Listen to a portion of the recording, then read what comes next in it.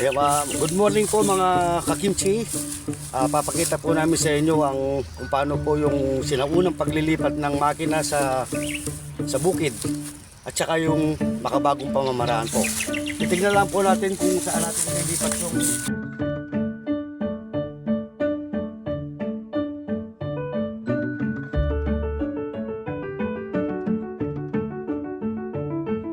ito po pala. Si tatay po pala ang may-ari ng lupa na to. Nakiusap po ako sa kanya na gagamitin ko itong tubo. Pang deep well po para mapatubigan po namin yung mais namin po dito. Kailangan po bukasin nyo ng tubig. Kaya ililipat po namin ang makina dito para po makapagpatubig kami. Panoorin po ninyo mga kimchi ang aming pamamaraan. Hawak ko po yung gamit ko sa makalumang pamamaraan ng mga magsasaka noon.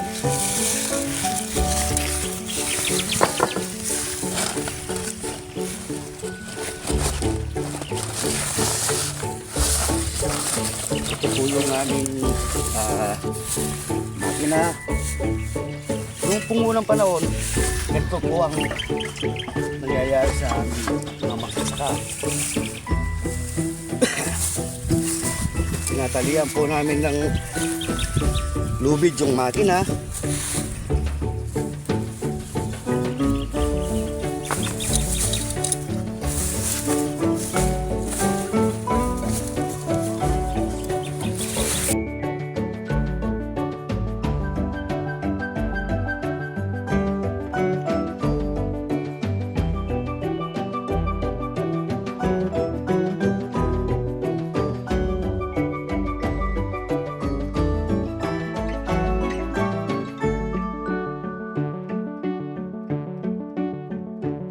Po ang makalumang pamamaraan ng mga magsasaka noon.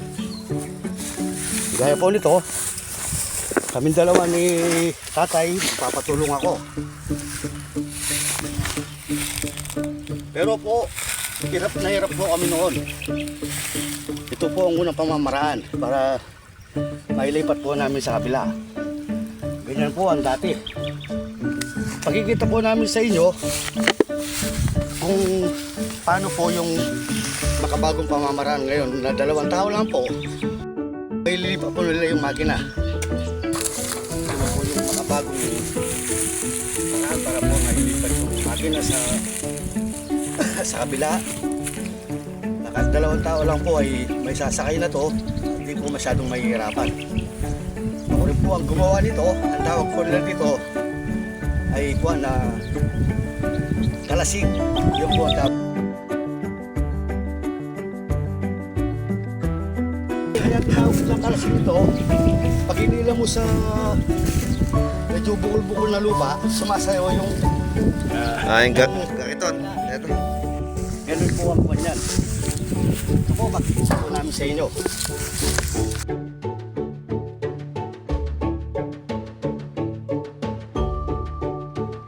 Yan po ang unang si Kuya po, yan po ang unang pamamaraan nila ng unang pa. Makikita niyo naman po kung ano ang edad ni Kuya. Siya po ang mismo nakakaalam nito.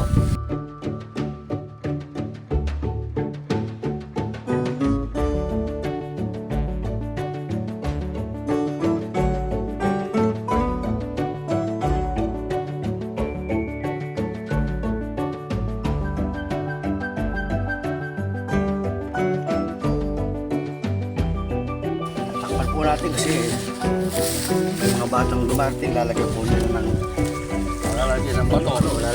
bato para makakuha ng tubig. Hindi na makakuha ng tubig.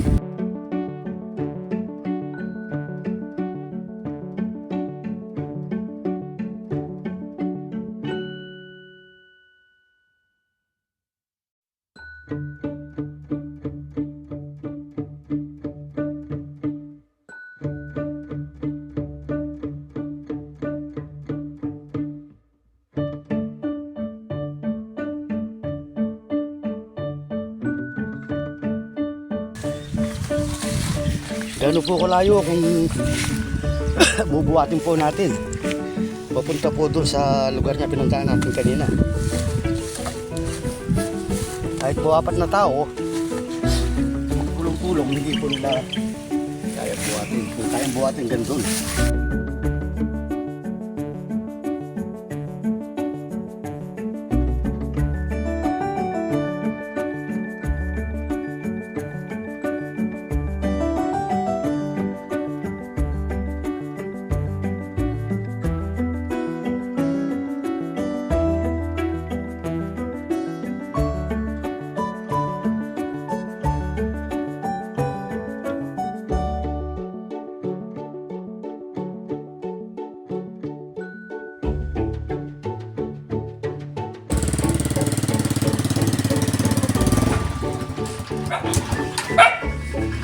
Yan po mga kalimpi, dahil po medyo mainit ang panahon, mamaya po medyo malamig, doon po namin dadali sa itinuro namin sa iyo kanina.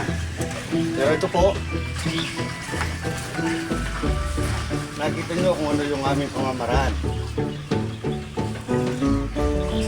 Ako na po ang unang nakagawa nito dito sa aming barangay. Wala pong makapagsasabi na sila yung nauna sapagkat ako po ang pioneer dito na nagtayo ng shop at saka organizing dito po sa barangay namin. Baka yung bisa magpagawang mga yan. Oo. Yan. Yung kalasing, may gusto magpagawa. Baka po gusto nyo magpagawa, mura lang po yung ganito. Ang halaga po nito ay nasa 9,000 po. Meron na po siyang bangko o upuan. Maganda pong gamitin dito sa sa pagbabarsa ng lupa. Kasi pwede po sa sakyan pag nagkaroon po siya ng bangko. Pwede po siya isabit sa hand tractor. Buo po siya.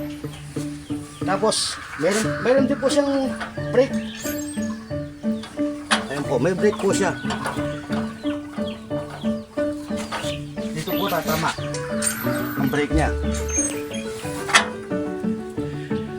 Yan. Kaya po, hindi ka matatakot na sumakay. Kahit na nasa daan ka, may dumaan man na bata o anuman, hindi ka po tuloy-tuloy. Makakapag-brake po, makakapag-brake ka po. Sana po, sana kung magustuhan ninyo ang aming pinakita sa inyo, subaybayan po ninyo kami. Marami pa po kami ipapakita sa inyo na makabagong pamamaraan ng isang magsasaka tulad ang nakita nyo po ngayon. Salamat po sa inyong panunood. Sana po mag-subscribe kayo sa akin at tulungan nyo po ang aking channel, Kakimchi Agriculture po.